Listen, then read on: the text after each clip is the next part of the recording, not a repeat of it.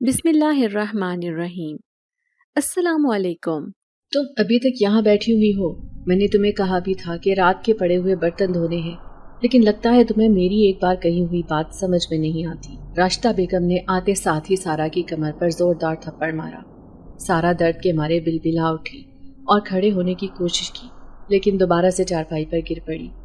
اس کی طبیعت کل رات سے ہی بہت زیادہ خراب تھی اور اس بات کا اس کی تائی کو اچھی طرح سے پتا تھا، لیکن وہ سارا کو تکلیف پہنچانے کا کوئی موقع ہاتھ سے جانے نہیں دیتی تھی۔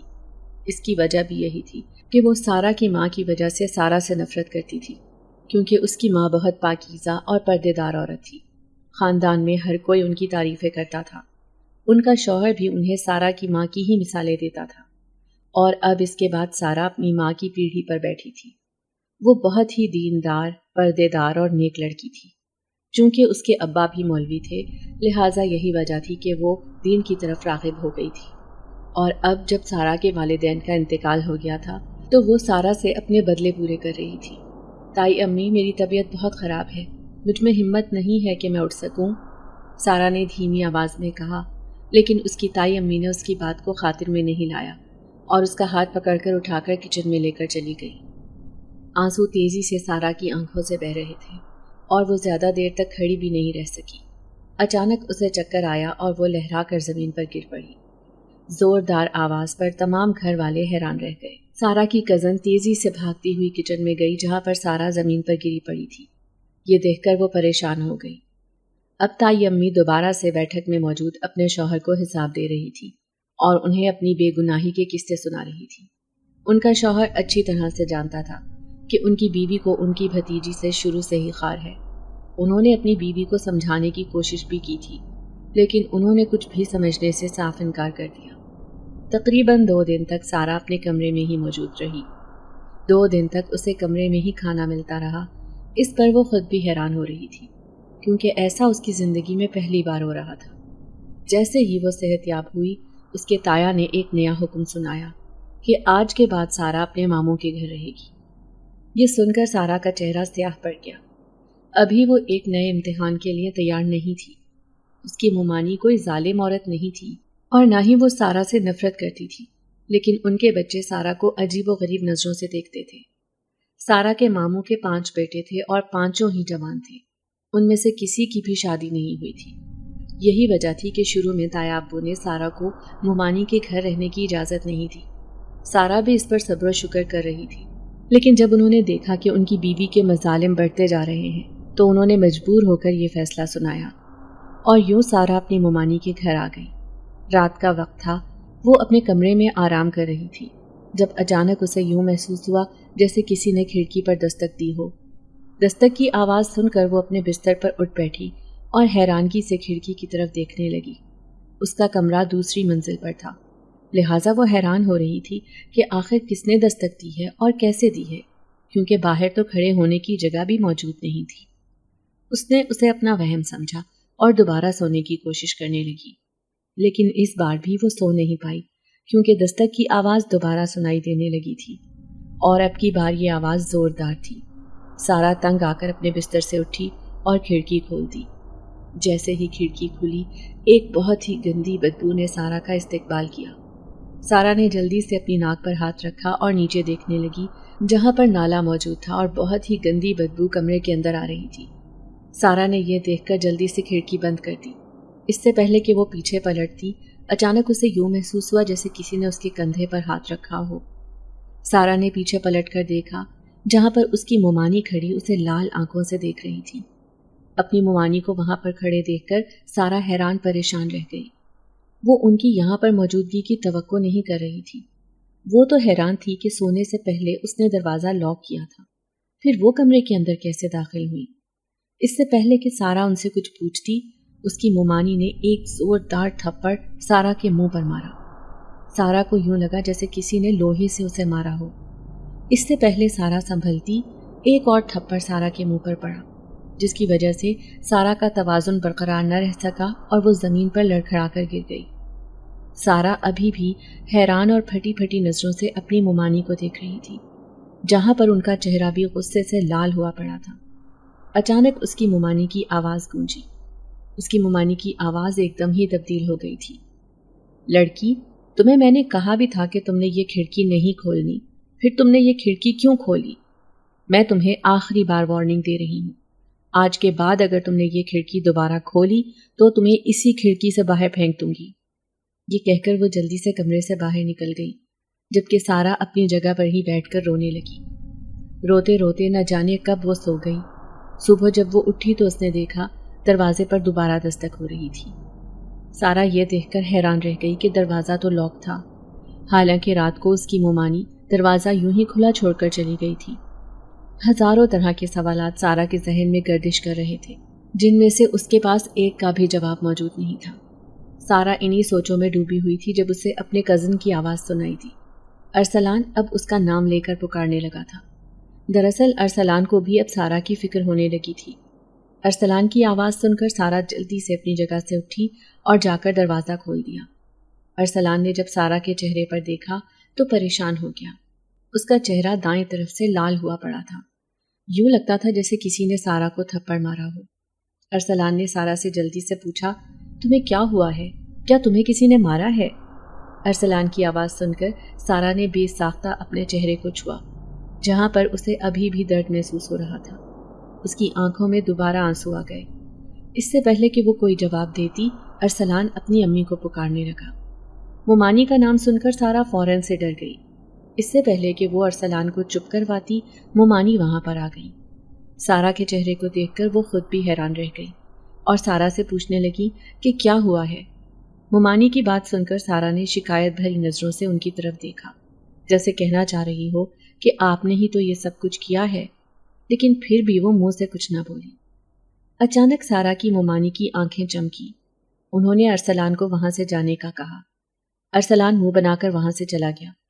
اس کے بعد سارا کی ممانی اس کے قریب آ کر کھڑی ہوئی اور کہنے لگی، کیا تم نے کل رات کو کھڑکی کھولی تھی؟ ان کی بات سن کر سارا نے جلدی سے اس بات میں سر ہلایا اور بے ساختہ بول اٹھی، اس کی سزا بھی آپ مجھے دے چکی ہے۔ سارا کی بات سن کر اس کی ممانی نے ایک گہری سانس لی اور کہنے لگی، وہ میں نہیں تھی۔ کیا مطلب وہ آپ نہیں تھی؟ تو پھر وہ کون تھا؟ سارا نے حیرانگی سے کہا۔ اب میری بات کان کھول کر سننا، جس جگہ پر تمہارا کمرہ بنا ہے اس کے ساتھ ہی ایک نالا ہے، وہ بہت ہی پرانا اور گندا نالا ہے، کوئی بھی وہاں پر نہیں جاتا۔ اس کے ساتھ ساتھ وہاں پر بہت سی ناپاک چیزوں کا قبضہ ہے، جس کی وجہ سے اس کمرے میں جانے والے لوگوں کے ساتھ عجیب و غریب واقعات ہوتے رہتے ہیں۔ میرا مقصد تمہیں وہ کمرہ دینا نہیں تھا، لیکن اس کے علاوہ گھر میں کوئی کمرہ بھی موجود نہیں تھا، جس کی وجہ سے مجبوراً تمہیں وہ کمرہ دینا پڑا۔ لیکن فکر مت کرو، تمہیں کچھ ہی دن وہاں پر رہنا ہوگا، پھر اس کے بعد تمہارے لیے ایک نیا کمرہ تیار ہو جائے گا۔ لیکن ان دنوں میں تم نے احتیاط کرنی ہے، چاہے کچھ بھی ہو جائے تم نے وہ کھڑکی نہیں کھولنی، ورنہ انجام کی ذمہ دار تم خود ہی ہوگی۔ میں نے بھی ایک بار انجانے میں وہ کھڑکی کھولی تھی اور میرے ساتھ بھی ایسا ہی ہوا تھا۔ اس کے بعد میری ساس نے مجھے سمجھایا تھا کہ وہ کھڑکی دوبارہ نہیں کھولنی، کیونکہ وہ ناپاک چیزیں صرف ایک ہی بار انسان کو معاف کرتی ہیں، دوسری بار وہی حرکت کرنے پر وہ انسان کو ایسی سزا دیتی ہیں جس کے بارے میں انسان نے کبھی تصور بھی نہیں کیا ہوتا۔ ممانی کی باتیں سن کر سارا کا پورا وجود خوف سے کانپنے لگا۔ اسے تو شروع سے ہی ان چیزوں سے بہت ڈر لگتا تھا، اور اب جب کہ وہ خود ہی اس سب میں پھنس گئی تھی، اسے سمجھ نہیں آ رہا تھا کہ وہ کیا کرے۔ ممانی نے جب اس کی آنکھوں میں آنسو دیکھے تو پریشان ہو گئی اور کہنے لگی، میرا مقصد تمہیں تنگ کرنا یا پریشان کرنا نہیں ہے، بلکہ تمہیں سمجھانا ہے، اور ویسے بھی تمہیں اس سب سے ڈرنے کی کوئی ضرورت نہیں ہے۔ انسان اشرف المخلوقات ہے اور سب سے زیادہ طاقتور مخلوق ہے، اس کا مقابلہ کوئی بھی نہیں کر سکتا، لہٰذا تم صرف اپنے دل کو مضبوط رکھو۔ ممانی کی باتیں سن کر سارا نے جلدی سے اس بات میں سر ہلایا، لیکن وہ اندر ہی اندر ڈر گئی تھی۔ بار بار وہ پیچھے مڑ کر کمرے کی طرف دیکھتی، جس میں ایک عجیب سی بے چینی چھائی ہوئی تھی۔ وہ پورا دن سارا نے کمرے سے باہر گزارا اور ایک لمحے کے لیے بھی اپنے کمرے میں نہیں گئی۔ دوسری طرف سارا کو اپنے کزنز کے ساتھ مل کر اندازہ ہوا تھا کہ وہ بہت ہی اچھے لوگ ہیں اور وہ سارا کو اپنی بہن کی طرح ہی سمجھتے ہیں۔ سارا کے دل میں پہلے جو ان کے لیے نفرت تھی وہ آہستہ آہستہ ختم ہونے لگی۔ بہت تھوڑے ہی وقت میں سارا کی ارسلان کے ساتھ دوستی ہو گئی۔ ارسلان بہت ہی ہنس مکھ لڑکا تھا اور بہت جلد فری ہو جانے والوں میں سے بھی تھا۔ شام کے وقت اس نے سارا سے فرمائش کر دی کہ میرے لیے پکوڑے بناؤ۔ سارا اس کے لیے پکوڑے بنا کر باہر صحن میں لائی، جہاں پر اس نے دیکھا ارسلان گھر کے پچھلی جانب بنے حصے کو دیکھ رہا تھا۔ اسے وہاں دیکھتے پا کر سارا نے اس سے پوچھا، کیا ہوا ہے، تم وہاں پر کیوں دیکھ رہے ہو؟ ارسلان کے چہرے پر ایک سایہ آ کر لہرایا۔ اس نے جلدی سے نفی میں گردن ہلائی اور کہنے لگا، کچھ بھی نہیں، بس یوں ہی دیکھ رہا تھا۔ وہاں پر تھوڑی دیر تک خاموشی چھائی رہی۔ پھر ارسلان نے سارا سے پوچھا، کیا تمہیں نالے کے قریب والا کمرہ ملا ہے؟ اس کی بات سن کر سارا نے جلدی سے اس بات میں سر ہلایا۔ اس کے بعد دوبارہ ان کے درمیان کوئی بات نہیں ہوئی۔ تھوڑی دیر بعد ارسلان وہاں سے اٹھ کر چلا گیا، جبکہ سارا ارسلان کی جگہ پر جا کر بیٹھ گئی اور گھر کے پچھلے حصے کی جانب دیکھنے لگی۔ وہاں پر ایک پرانا جھولا پڑا تھا۔ سارا کو جھولے شروع سے ہی پسند تھے، لہٰذا اس سے پہلے کہ وہ اٹھ کر جھولے کی طرف جاتی، ایک دم ہی وہ اپنی جگہ پر تھم کر رہ گئی، کیونکہ جھولا خود بخود ہی ہلنے لگا تھا۔ آہستہ آہستہ جھولے کے ہلنے کی رفتار بہت تیز ہو گئی۔ سارا کو لگنے لگا تھا کہ وہ تھوڑی ہی دیر بعد ٹوٹ جائے گا۔ اچانک سارا کی نظر ایک عورت پر پڑی جس نے کالے رنگ کا لباس پہن رکھا تھا اور وہ جھولے کی طرف بڑھتی جا رہی تھی۔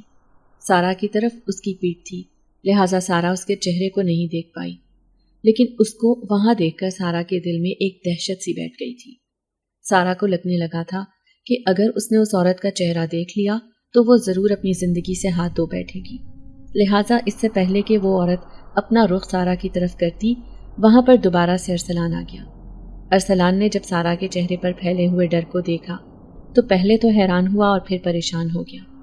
اس نے جلدی سے سارا کو وہاں سے اٹھنے کا کہا اور اسے لے کر اپنے ساتھ کمرے میں آ گیا۔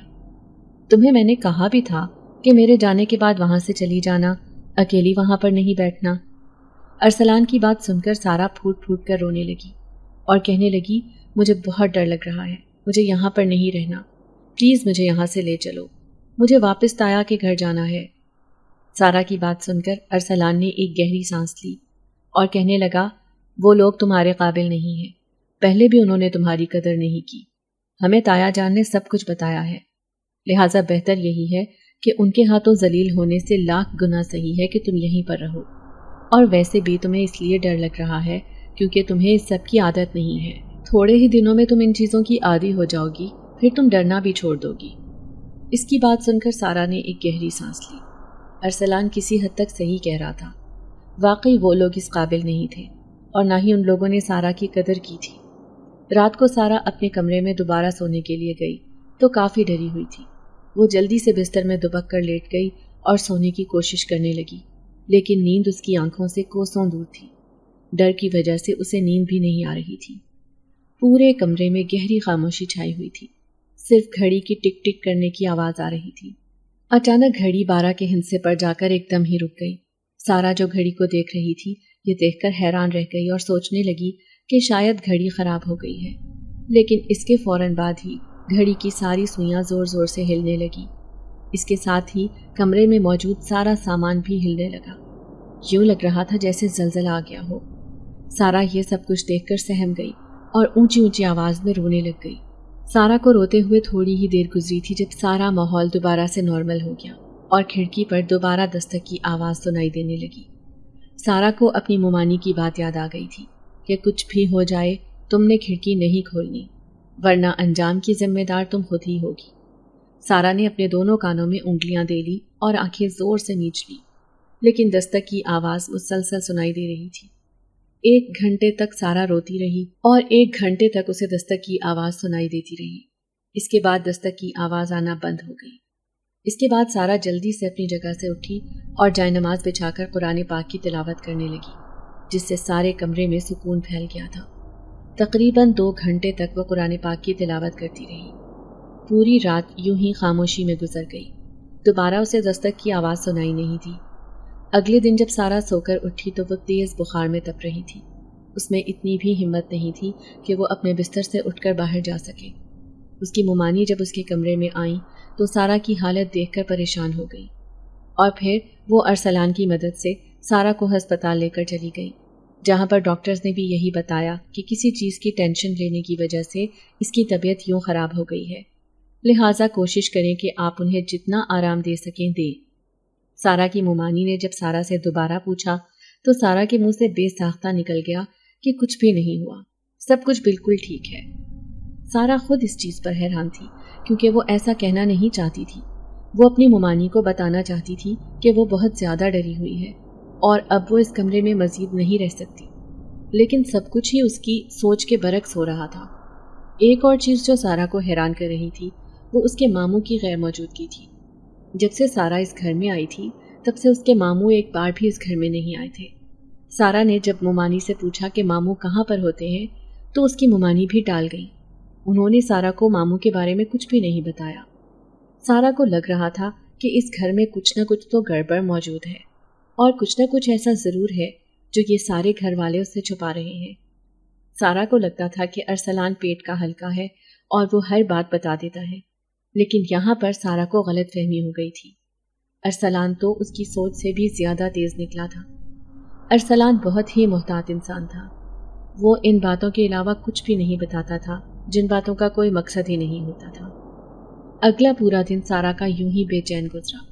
اسے ایک لمحے کے لیے بھی اس گھر میں چین نہیں آ رہا تھا۔ پہلے تو اسے صرف اپنے کمرے میں ہی بے چینی ہوتی تھی، لیکن اب اسے سارے گھر میں ہی بے چینی ہونے لگی تھی۔ وہ جب بھی لاؤنج میں جاتی تو اسے یوں محسوس ہوتا کہ کسی نے اسے پیچھے سے آواز دی ہو۔ وہ پیچھے پلٹ کر دیکھتی تو کوئی بھی نہ ہوتا۔ اس کے علاوہ وہ جب بھی کوئی کام کرنے کی کوشش کرتی تو وہ کام خود بخود ہی خراب ہو جاتا۔ لیکن اس سب میں وہ ایک بات کا شکر ادا کر رہی تھی کہ جو کوئی بھی یہ سب کچھ کر رہا تھا وہ ایک بار بھی اس کے سامنے نہیں آیا تھا، کیونکہ سارا اپنے دل کو اچھی طرح سے جانتی تھی۔ اگر وہ اس وجود کو دیکھ لیتی تو اس کا دل وہیں پر دھڑکنا بند کر دیتا۔ دوپہر کا وقت تھا۔ سارا لاؤنج میں بیٹھی ٹی وی دیکھ رہی تھی جب ٹی وی چلنا بند ہو گیا۔ یہ دیکھ کر سارا پریشان ہو گئی۔ اس نے یہی سمجھا کہ شاید ٹی وی خراب ہو گیا ہے۔ اس سے پہلے کہ وہ وہاں سے اٹھ کر جاتی اور ٹی وی بند کرتی، ٹی وی دوبارہ سے آن ہو گیا۔ لیکن ٹی وی پر چلنے والے منظر کو دیکھ کر سارا کو لگا کہ وہ اگلی سانس نہیں لے پائے گی۔ وہاں پر ایک بہت ہی خوفناک منظر تھا، جہاں ایک عورت سفید کپڑے پہنے کھڑی تھی۔ اس کے بال اس کے چہرے کو ڈھانپے ہوئے تھے۔ یہ دیکھ کر سارا کو ایک مووی کا سین یاد آ گیا، لیکن یہاں پر چلنے والا منظر کسی فلم کا نہیں لگ رہا تھا، بلکہ ایک حقیقی منظر معلوم ہو رہا تھا۔ سارا کو لگ رہا تھا کہ وہ عورت فوراً سے ٹی وی سے نکل کر باہر آ جائے گی اور سارا کا کام تمام کر دے گی۔ اچانک منظر تبدیل ہو گیا۔ اب وہاں پر ایک عورت نہیں کھڑی تھی، بلکہ وہاں پر بہت سارے مرد کھڑے تھے جنہوں نے سفید رنگ کے کپڑے پہنے ہوئے تھے۔ انہوں نے اپنی گردنیں جھکائی ہوئی تھی، جن کی وجہ سے سارا ان کا چہرہ نہیں دیکھ پا رہی تھی۔ وہ کوئی 40 مرد معلوم ہو رہے تھے۔ سارا کو سمجھ نہیں آ رہی تھی کہ آخر یہ سب کچھ ہو کیا رہا ہے۔ خوف کے مارے اس کی آنکھوں سے آنسو بہہ رہے تھے۔ سارا نے جلدی سے ٹی وی کا بٹن بند کر دیا، لیکن اس کے باوجود بھی ٹی وی بند نہیں ہو رہا تھا۔ اچانک سب کچھ نارمل ہو گیا۔ سارا نے جب اپنے پیچھے پلٹ کر دیکھا تو وہاں پر ارسلان کھڑا تھا۔ اس کی آنکھوں میں ایک عجیب سی چمک تھی، جبکہ اس کے چہرے پر ایک پراسرار سی مسکراہٹ پھیلی ہوئی تھی۔ تم یہاں پر کیا کر رہی ہو؟ میں تمہیں پورے گھر میں ڈھونڈ رہا ہوں۔ چلو آؤ تمہارے کمرے میں چلتے ہیں۔ یہ کہہ کر ارسلان آگے کی طرف بڑھنے لگا۔ ارسلان کی بات سن کر سارا حیران ہوئی اور پھر پریشان ہو گئی۔ آخر ارسلان اسے اپنے کمرے میں چلنے کے لیے کیوں کہہ رہا تھا؟ اس سے پہلے کہ سارا اس کے پیچھے جاتی یا اسے کچھ کہتی، اس کی نظر اپنی دائیں جانب پڑی جہاں سے ارسلان گھر کے اندر داخل ہو رہا تھا۔ یہ دیکھ کر سارا حیران رہ گئی۔ اس نے پہلے اپنے کمرے کی طرف دیکھا اور پھر اپنے دائیں جانب دیکھا۔ واقعی وہاں پر ارسلان موجود تھا، جو ہنستا مسکراتا سارا کی طرف آ رہا تھا۔ مزید خود پر قابو رکھنا سارا کے بس سے باہر ہو گیا اور سارا وہیں لہرا کر زمین پر گر گئی۔ یہ سب دیکھ کر ارسلان پریشان ہو گیا اور ممانی کو آواز دینے لگا، لیکن اس وقت گھر میں کوئی بھی موجود نہیں تھا۔ ارسلان کو خود حیرت ہو رہی تھی کہ آخر اس کی امی اس گھر میں سارا کو کیوں لے کر آئیں، جبکہ وہ اچھی طرح سے جانتی تھی کہ یہ گھر پراسرار ہے۔ یہاں پر نہ صرف سارا کی بلکہ ان لوگوں کی جان کو بھی خطرہ تھا، جبکہ ارسلان کے باقی 4 بھائی اور اس کے ابو شہر میں بنے دوسرے گھر میں موجود تھے۔ ارسلان کے ابو کو تو فرصت ہی نہیں ملتی تھی کہ وہ گھر کا چکر لگا پائیں، لہٰذا وہ زیادہ تر اپنے کام کے سلسلے میں ملک سے باہر ہی رہتے تھے، جبکہ ارسلان کے باقی بھائی بھی اپنے اپنے کاموں میں مصروف تھے۔ صرف ارسلان، سارا اور اس کی ممانی ہی اس گھر میں موجود تھے۔ ارسلان نے ایک گہری سانس لی اور سارا کو وہیں صوفے پر لٹا دیا اور اسے ہوش میں لانے کی کوشش کرنے لگا۔ اس کے بعد ارسلان نے جلدی سے اپنی ماں کو کال ملائی۔ تھوڑی دیر بعد مومانی ایک کمرے سے باہر نکلی۔ انہوں نے ایک کالے رنگ کا لباس پہن رکھا تھا، جبکہ ان کے چہرے پر ایک کالے رنگ کی سیاہی لگی ہوئی تھی۔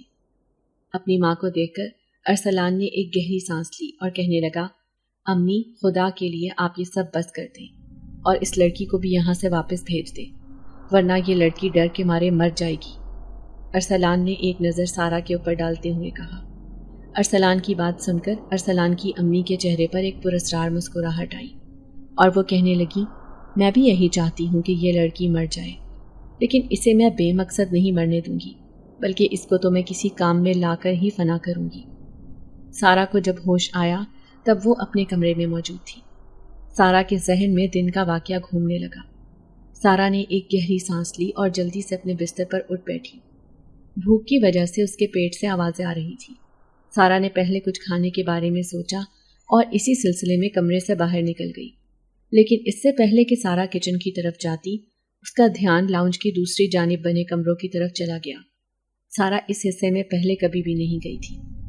آج ایک عجیب سی کشش تھی جو اسے اپنی طرف کھینچ رہی تھی، لہٰذا سارا نہ چاہتے ہوئے بھی اس طرف جانے لگی۔ وہاں پر ایک لائن میں 4 کمرے بنے ہوئے تھے، چاروں کے دروازے ایک جیسے ہی تھے۔ وہ چاروں کمرے پرانے طرز کے معلوم ہو رہے تھے۔ سارا کے دل میں آیا کہ وہ ایک بار ان کمروں کو کھول کر دیکھے، اور لہٰذا یہی سوچ کر سارا نے ایک کمرہ کھول دیا۔ جیسے ہی اس نے دروازہ کھولا، ایک بہت ہی پیاری خوشبو نے سارا کا استقبال کیا۔ اس سے پہلے اس نے یہ خوشبو کبھی بھی نہیں سونگھی تھی۔ چند لمحے تو سارا اسی خوشبو کے سرور میں مسرور ہو گئی۔ اس کے ساتھ ہی اس کے کانوں میں سرگوشی ہوئی، تمہارا بہت بہت شکریہ۔ یوں محسوس ہو رہا تھا جیسے بہت سارے مردوں نے ایک ساتھ یہ بات کہی ہو۔ یہ سرگوشی سن کر سارا کا پورا وجود خوف سے لرزنے لگا۔ وہ اسے اپنا وہم بھی قرار نہیں دے سکتی تھی، کیونکہ اس نے اپنے کانوں سے صاف صاف سنا تھا۔ کون ہے وہاں پر؟ سارا نے کانپتی ہوئی آواز میں کہا، لیکن دوسری جانب اب گہری خاموشی چھائی ہوئی تھی۔ وہ کمرہ جو سارا نے کھولا تھا وہ اندر سے تاریک تھا، لہٰذا سارا کو کچھ بھی نظر نہیں آ رہا تھا۔ اس سے پہلے کہ سارا مزید کچھ کرنے کے بارے میں سوچتی، اس کے ساتھ بنے تینوں کمروں کے دروازے خود ہی کھل گئے، اور اس کے ساتھ ہی بہت ساری خوشبو نے سارا کا استقبال کیا، اور سارا کے دونوں کانوں میں شکریہ کی تکرار ہونے لگی۔ سارا نے اپنے دونوں کانوں پر ہاتھ رکھ لیا، لیکن آواز اسے بار بار سنائی دے رہی تھی۔ ان آوازوں میں خوشی تھی۔ سارا کا پورا وجود خوف سے کانپنے لگا۔ مزید وہاں پر کھڑا ہونا سارا کے بس سے باہر ہو گیا تھا، اور وہ تیزی سے اپنے کمرے میں آ گئی۔ اپنے کمرے میں آ کر اس نے جلدی سے دروازہ بند کیا اور بستر میں بیٹھ کر پھوٹ پھوٹ کر رونے لگی۔ وہ نہیں جانتی تھی کہ آخر اسے کس چیز کی سزا مل رہی ہے۔ اس کے وجود کو ایک لمحے کے لیے بھی چین نہیں آ رہا تھا، لہٰذا اس نے آخر کار اپنا پرانا حربہ آزمایا۔ اس نے جلدی سے جائے نماز بچھائی اور قرآن پاک کھول کر اونچی اونچی آواز میں تلاوت کرنے لگی۔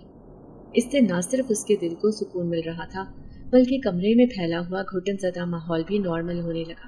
تھوڑی ہی دیر بعد چاروں طرف سکون ہی سکون پھیل گیا۔ جیسے ہی سارا تلاوت کر کے فارغ ہوئی، اسے یوں محسوس ہوا جیسے وہ اس کمرے میں اکیلی نہ ہو، بلکہ اس کے پیچھے کچھ اور لوگ بھی موجود ہوں۔ سارا نے جب پیچھے پلٹ کر دیکھا تو وہاں پر کوئی بھی موجود نہیں تھا، لیکن وہاں پر لوگوں کی موجودگی کا احساس اسے ابھی بھی ہو رہا تھا۔ ہم نے اسلام قبول کرنا ہے۔ اچانک سے اسے یوں محسوس ہوا جیسے مردوں کی ایک جماعت نے یہ بات کہی۔ یہ سن کر سارا کا خود پر قابو نہ رہا اور وہ بے ہوش ہو کر گر پڑی۔ اگلے دن جب سارا کو ہوش آیا تو پورے گھر میں کوہرام مچا ہوا تھا۔ باہر سے عورتوں کے رونے کی آوازیں آ رہی تھیں۔ عورتوں کے رونے کی آوازیں سن کر سارا پریشان ہو گئی اور جلدی سے اپنے بستر پر اٹھ بیٹھی۔ کل رات کا منظر اس کی نظروں کے سامنے گھومنے لگا، لیکن فی الحال وہ ان چیزوں کے بارے میں سوچ کر دوبارہ پریشان نہیں ہونا چاہتی تھی، لہٰذا سارا جلدی سے اپنے کمرے سے باہر نکلی۔ اس نے دیکھا کہ اس وقت پوری حویلی مردوں سے اور عورتوں سے بھری ہوئی تھی۔ اس کی رشتہ دار خواتین بھی وہاں پر موجود تھیں، جبکہ لاؤنج کے بیچوں بیچ ایک میت پڑی ہوئی تھی، جس کے ارد گرد مختلف عورتیں بین کر رہی تھیں۔ ان میں سے ایک وجود ارسلان کا بھی تھا، جو پھوٹ پھوٹ کر رو رہا تھا اور مسلسل ایک ہی بات کہہ رہا تھا کہ امی اٹھو نا، امی مجھے چھوڑ کر مت جاؤ، امی مجھے تمہاری ضرورت ہے۔ اس کی بات سن کر سارا کا دل زور سے دھڑکا۔ اسے شدت سے کچھ غلط ہونے کا احساس ہوا۔ سارا جس چیز کے بارے میں نہیں سوچنا چاہتی تھی آخر یہ وہی چیز نکلی۔ سارا کی ممانی کا ایک دم ہی انتقال ہو گیا تھا۔ کوئی نہیں جانتا تھا کہ اسے کیا ہوا ہے۔ سارا کو بھی اس بارے میں کوئی اندازہ نہیں تھا۔ اس سے پہلے کہ سارا اپنی ممانی کے پاس جاتی، اس کے کانوں میں تائی جان کی آواز پڑی، تمہاری اسی منحوسیت کی وجہ سے ہی میں نے تمہیں اپنے گھر سے باہر نکالا تھا۔ شکر ہے کہ تم میرے گھر میں نہ رہی، ورنہ وہاں پر نہ جانے تم کس کو کھا جاتی۔ تائی جان کی آواز سن کر سارا کے دل کو کچھ ہوا۔ اس سے پہلے کہ وہ انہیں کوئی جواب دیتی، اچانک تائی جان نے اپنے چہرے پر ہاتھ رکھ لیا۔ انہیں یوں محسوس ہوا تھا جیسے کسی نے ان کے چہرے پر زوردار تھپڑ مارا ہو۔ وہ خوفزدہ نظروں سے اپنے آگے پیچھے دیکھنے لگی، لیکن وہاں پر کوئی بھی موجود نہیں تھا۔ پھر انہوں نے ایک نظر سارا کے اوپر ڈالی، جو آنکھوں میں آنسو لیے تائی جان کو ہی دیکھ رہی تھی۔ سارا کو دیکھ کر ان کا دل دہشت سے بھر گیا، لہٰذا وہ جلدی سے وہاں سے غائب ہو گئی۔ سارا بھی ان کے یوں اچانک چلے جانے پر حیران رہ گئی تھی۔ وہ تو سوچ رہی تھی کہ ابھی وہ مزید اسے باتیں سنائیں گی، لہٰذا سارا ان ساری باتوں کو نظر انداز کیے ہوئے اپنی ممانی جان کی میت کی طرف بڑھنے لگی۔ اس سے پہلے کہ وہ ان کے قریب جا کر بیٹھتی اور روتی، کسی نے اس کے کان میں سرگوشی کی، اس ظالم عورت کے لیے تم نے اپنے آنسو نہیں بہانے۔ اگر تم اس کے لیے روئی تو تم میں اور اس ظالم میں کوئی فرق نہیں رہے گا۔ یہ کسی مردانہ آواز کی سرگوشی تھی۔ یہ سن کر سارا اپنی جگہ پر سہم گئی۔ اس نے جلدی سے اپنے آگے پیچھے دیکھا، لیکن وہاں پر کوئی بھی موجود نہیں تھا۔ اس کے بعد سارا کی آنکھ سے ایک آنسو نہ نکلا، اور نہ ہی سارا کا دل اپنی ممانی کے لیے دکھی ہوا۔ سارا اپنی اس بدلتی ہوئی حالت سے خود انجان تھی، اور پھر شام کے وقت اس کی ممانی کا نماز جنازہ ادا کر دیا گیا۔ جیسے ہی نماز جنازہ ادا ہوا، اس کے فوراً بعد ہی سارا کی پریشانی نے سر اٹھا لیا کہ وہ اب کس کے پاس رہے گی، کیونکہ اب وہ 6 مردوں کے ساتھ ایک گھر میں نہیں رہ سکتی تھی۔ بلا شبہ ان میں سے ایک اس کے ماموں ہی تھے جو اس کے محرم تھے، جبکہ باقی جو اس کے کزن تھے وہ نامحرم تھے۔ شام کے وقت وہ ان لوگوں کے ساتھ بیٹھی ہوئی تھی جب اسے اپنے ماموں کی آواز سنائی دی۔ میں نے سارا کو کہا بھی تھا کہ اس حویلی میں نہ آنا، یہ حویلی خطرناک ہے، تمہیں ضرور نقصان پہنچائے گی، لیکن اس نے میری ایک بات بھی نہیں مانی۔ مجھے لگتا ہے کہ یہ سب کچھ اس حویلی آنے کی وجہ سے ہی ہوا ہے۔ ماموں، آپ کس بارے میں بات کر رہی ہیں؟ اس حویلی میں آخر ایسا کیا ہے جو یہ سب کچھ ہو گیا ہے؟ سارا نے جلدی سے سوال کیا۔ سارا کی بات سن کر اس کے ماموں نے ایک نظر اس کی طرف دیکھا اور کچھ کہتے کہتے دوبارہ خاموش ہو گئے۔ سارا جو ان کے بولنے کا انتظار کر رہی تھی مایوس ہو گئی، کیونکہ اسے اندازہ ہو چکا تھا کہ اس کے ماموں سے اس بارے میں کچھ بھی نہیں بتانا چاہتے۔ لیکن اس کی یہ مایوسی جلد ہی غائب ہو گئی اور فوراً سے خوف میں تبدیل ہو گئی جب اس کے کان میں دوبارہ سے سرگوشی ہوئی، تمہیں اداس ہونے کی ضرورت نہیں ہے اور نہ ہی پریشان ہونے کی ضرورت ہے۔ ہم تمہیں اس بارے میں سب کچھ بتائیں گے، لیکن تمہیں اس کے لیے صبر کرنا ہوگا۔ پہلے تم اس حویلی سے باہر نکلو۔ کون ہو تم؟ اچانک سارا اونچی آواز میں بولی۔ سارا کی بات سن کر باقی سب لوگوں نے بھی سارا کی طرف دیکھا۔ جلد ہی سارا کو اپنی غلطی کا احساس ہوا۔ اس نے اپنی گردن جھکا لی۔ کیا ہوا ہے تمہیں؟ کوئی پریشان کر رہا ہے کیا؟ سارا کے ماموں نے اس سے سوال کیا۔ ماموں کی بات سن کر سارا کچھ کہنے ہی والی تھی جب اس کی زبان کو دوبارہ سے لگام لگ گئی۔ وہ چاہ کر بھی کچھ نہیں بول پا رہی تھی۔ نہیں، کچھ نہیں ہوا، بس پریشانی کی وجہ سے تھوڑی حالت عجیب ہو رہی ہے۔ سارا کے منہ سے بے ساختہ یہ نکلا، جبکہ سارا یہ الفاظ ادا کرنا نہیں چاہتی تھی۔ اس کے بعد سارا کا وجود خود بخود ہی حرکت کرنے لگا۔ وہ نہ چاہتے ہوئے بھی اپنی جگہ سے اٹھی اور اس کے قدم کمرے کی طرف بڑھنے لگے۔ وہ خود کو روکنے کی ہر ممکن کوشش کر رہی تھی، لیکن خود کو روک نہیں پا رہی تھی۔ ایک انجانی سی قوت تھی جس نے اس کے پورے وجود پر قبضہ کر لیا تھا۔ ایک بے بسی کا احساس تھا جو سارا کو چین کا سانس نہیں لینے دے رہا تھا۔ اسے لگ رہا تھا کہ شاید اس کا آخری وقت آ گیا ہے۔ جو کچھ اس کی ممانی کے ساتھ ہوا ہے، شاید وہ اب سب کچھ اس کے ساتھ ہونے جا رہا ہے۔ جیسے ہی سارا اپنے کمرے میں داخل ہوئی، اس کے پیچھے موجود دروازہ خود بخود ہی بند ہو گیا اور یہاں پر سارا کی بس ہو گئی۔ وہ زمین پر بیٹھ کر پھوٹ پھوٹ کر رونے لگی اور کہنے لگی، کون ہو تم لوگ اور مجھ سے کیا چاہتے ہو؟ خدا کے لیے میرا پیچھا چھوڑ دو، مجھے چین سے جینے دو، میری زندگی میں پہلے سے ہی بہت مشکلات موجود ہیں۔ یہ کہہ کر سارا اونچی آواز میں رونے لگی۔ اچانک اسے یوں محسوس ہوا جیسے کسی نے اس کے آنسو صاف کیے ہوں اور پھر کسی نے اس کے سر پر تھپکی لگائی ہو۔ سارا نے جیسے ہی گردن اٹھا کر دیکھا، وہ یہ دیکھ کر حیران رہ گئی کہ اس کے کمرے میں موجود ایک کونے پر بہت سارا دھواں پھیلنے لگا تھا۔ جیسے ہی وہ دھواں ختم ہوا، وہاں پر 40 مرد کھڑے ہو گئے۔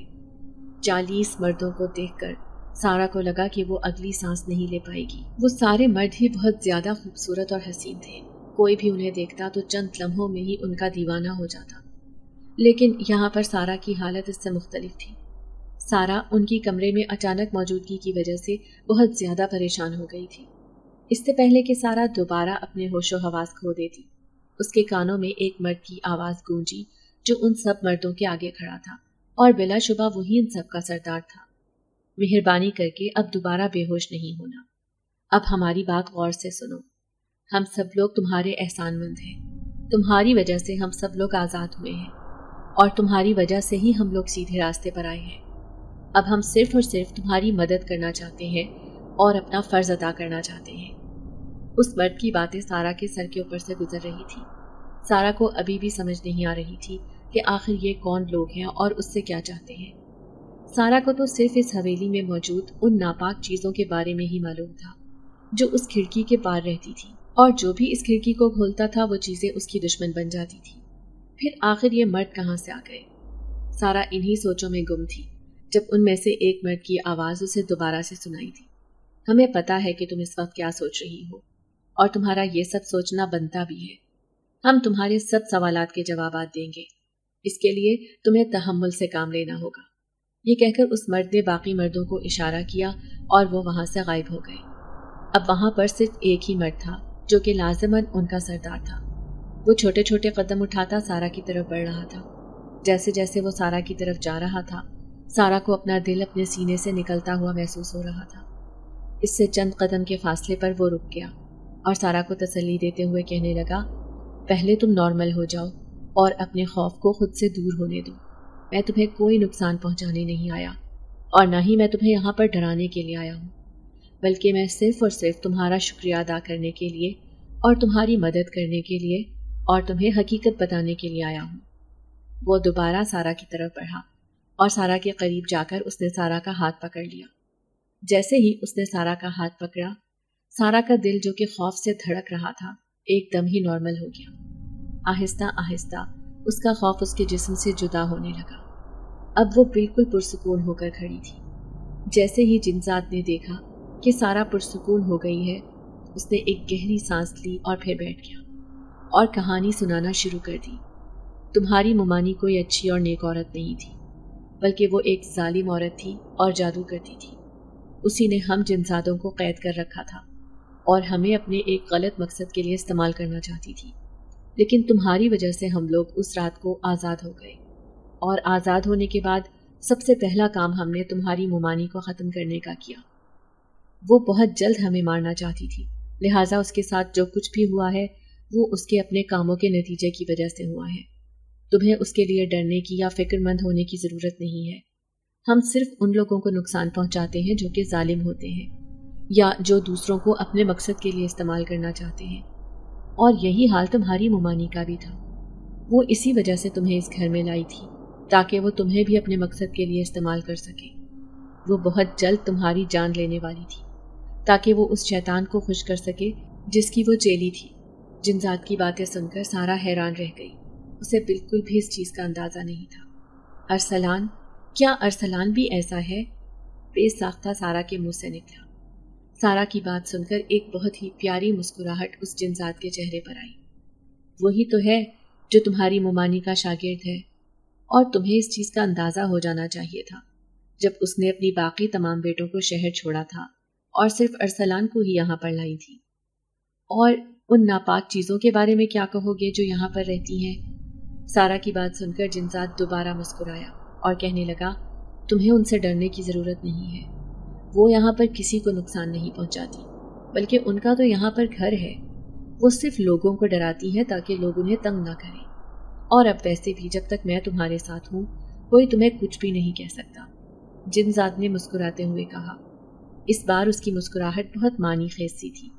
سارا جو کہ کب سے بہت غور سے اس کی باتیں سن رہی تھی، اس کے یوں دیکھنے پر شرما گئی اور جلدی سے اپنی گردن جھکا لی۔ اب خوف ایک دم ہی غائب ہو گیا تھا۔ चारों तरफ सुकून फैला हुआ था। फिर वो जिनज़ादा सारा के साथ ही बैठा रहा और न जाने कितनी देर तक वो लोग बातें करते रहे। अचानक ही जिनज़ादा कहने लगा, अब मुझे यहाँ से चलना चाहिए। मुझे लगता है कि अरसलान इस तरफ आ रहा है। मैं बहुत जल्द तुमसे मिलने के लिए आऊँगा। तुम सिर्फ मेरा इंतज़ार करना और किसी भी चीज़ से डरने की या परेशान होने की ज़रूरत नहीं है। अचानक सारा के दरवाजे पर दस्तक हुई। जिनज़ाद की मदद से सारा को मालूम हो गया था कि ये ज़रूर अरसलान ही है, लिहाजा उसने जल्दी से दरवाज़ा खोल दिया। सारा हैरान भी हो रही थी क्योंकि इस वक्त रात का 1 बज रहा था और 1 बजे के वक्त किसी लड़की के कमरे में जाना मायूब बात समझी जाती है, जबकि अरसलान ने इस बात को यकसर झुटलाया हुआ था। जैसे ही उसने सारा को देखा, उसके चेहरे पर एक साया आकर लहराया और वो कहने लगा, तुम इस कदर पुरसुकून कैसे हो सकती हो? क्या अब तुम्हें डर नहीं लग रहा? अरसलान की बात सुनकर सारा एकदम से बौखला गई और कहने लगी, नहीं, मैंने तुम्हारी इस बात पर अमल कर लिया है। जब भी मुझे डर लगेगा मैं तुम्हारा चेहरा तस्वुर कर लिया करूंगी और मेरा डर खुद ब खुद ही गायब हो जाएगा, सारा ने मुस्कुराते हुए कहा। सारा की बात सुनकर अरसलान के चेहरे पर भी मुस्कुराहट आ गई, लेकिन वो मुस्कुराहट जल्द ही गायब हो गई और वो कहने लगा, मुझे तुमसे एक ज़रूरी बात करनी है। वो काफ़ी संजीदा नज़र आ रहा था। अरसलान का लहजा सारा को खतरे की घंटी बजाता हुआ महसूस हो रहा था, लिहाजा सारा ने जल्दी से अपने चेहरे के तासुरात पर काबू किया और ख़ुद को नॉर्मल करने की कोशिश की और अरसलान को बात करने का कहा। अरसलान सारा के कमरे में दाखिल हो गया और फिर उसने पहला सवाल सारा से यही किया, क्या तुम परसों रात लाउंज के दूसरे हिस्से की जानिब गई थी? सारा अरसलान की बात सुनकर बौखला गई। उसे इस बात की बिल्कुल भी तवक्को नहीं थी कि अरसलान उससे यह सवाल कर लेगा, लिहाजा उसने तेजी से नफ़ी में सर हिलाया और कहने लगी, नहीं, उस रात तो मैं जल्दी सो गई थी। सारा की बात सुनकर अरसलान के चेहरे पर एक शैतानी मुस्कुराहट आकर रुक गई। उसे अंदाज़ा हो गया था कि सारा झूठ बोल रही है, क्योंकि वो पहले ही कैमरे में चेक कर चुका था। सारा न सिर्फ उन कमरों में गई थी बल्कि चंद लम्हों के लिए वहाँ पर खड़ी भी रही थी और सारा के चेहरे के तासुरात देखकर अंदाज़ा भी हो रहा था कि वहाँ पर सारा के साथ कुछ गैर मामूली वाक़यात पेश आए हैं। लिहाजा फ़िलहाल अरसलान ने सारा को उसके हाल पर ही छोड़ दिया और उससे मज़ीद कोई सवाल नहीं किया और यही दिखाया कि वो नॉर्मल अंदाज में ही ये सारी बातें पूछ रहा था। उसका हकीकत में कोई मकसद नहीं है, जबकि अंदर ही अंदर वो मामले की तह तक पहुंच चुका था। उसे पता चल गया था कि सारा जिनजादों को आज़ाद कर चुकी है और वो जिनजाद सारा से मिल चुके हैं। अब वो ज़रूर सारा की मदद करने के लिए आएंगे, लेकिन इनसे पहले ही उसने सारा को अपने मकसद के लिए इस्तेमाल करना था और उससे अपनी माँ का बदला लेना था, जो उसकी वजह से ही इन जिनजादों के हत्थे चढ़ गई थी। कमरे से बाहर निकलते वक्त अरसलान इसी बारे में सोच रहा था कि आखिर वो सारा से कैसे इस चीज़ का बदला ले, और फिर उसने दिल ही दिल में अहद कर लिया कि अगले 2 ही दिनों में वो सारा को अपने मकसद के लिए इस्तेमाल कर लेगा। दूसरी तरफ वो जिनजाद जो आज़ाद हो चुके थे, उन्होंने सबसे पहले जाकर अपने सरदार से मिलना था। बाकी 39 जिनजाद यहाँ से जा चुके थे। एक ही जिनजाद था जो बाकी बचा था और वो बाकी जिनजादों का सरदार था। वो अभी तक यहाँ से नहीं गया था क्योंकि वो जानता था कि सारा की ज़िंदगी को फ़िलहाल ख़तरा है। अगर वो वहाँ से चला गया तो नुकसान पहुँच जाएगा। दूसरी तरफ सारा अब जल्दी से इस हवेली से बाहर निकलना चाहती थी, लेकिन अब उसे यहाँ से जाने का मौका ही नहीं मिल रहा था। और फिर उसे एक ऐसी खबर सुनने को मिली जिसके बारे में उसने कभी तवक्को भी नहीं की थी। अरसलान के वालिद ने उसका निकाह अरसलान से तय कर दिया था और 2 दिन के बाद उन दोनों की शादी तय होनी थी। सारा इस सब के लिए बिल्कुल भी तैयार नहीं थी। वो इस रिश्ते से इनकार करना चाहती थी, लेकिन इनकार कर नहीं पा रही थी। उसे लग रहा था कि अब उसका आखिरी वक्त आ गया है। उसे इस चीज़ का भी अंदाज़ा होने लगा था कि अरसलान उससे बदला ज़रूर लेगा, और ये कि अरसलान को उसके बारे में सब कुछ पता भी चल गया है। और फिर एक रात जब पूरी हवेली खामोशी में डूबी हुई थी, तमाम रिश्तेदार गहरी नींद सो रहे थे, उस दिन अरसलान दोबारा सारा के कमरे में गया। सारा अपने कमरे में गहरी नींद सो रही थी। दस्तक की आवाज़ पर वो उठी और नींद में ही दरवाज़ा खोल दिया। जैसे ही उसने दरवाज़ा खोला, उसने देखा सामने अरसलान खड़ा था। अरसलान ने जल्दी से सारा के मुंह पर हाथ रखा और उसे चंद लम्हों में ही काबू कर लिया। इसके बाद वो उसे घसीटता हुआ उन्हीं कमरों में ले आया। अरसलान को यही लग रहा था कि वो जिनजाद तो यहाँ से जा चुके हैं, لہٰذا اب وہ اپنا کام خوش اسلوبی سے کر لے گا، لیکن یہ بھی صرف اور صرف اس کا وہم ہی تھا۔ اس نے سارا کو رسیوں سے باندھا ہوا تھا، جبکہ سامنے ہی اس نے شیطان کی مورتی رکھی ہوئی تھی جس کا وہ پجاری تھا۔ ارسلان کی حالت دیکھ کر سارا کو اپنی آنکھوں پر یقین نہیں آیا۔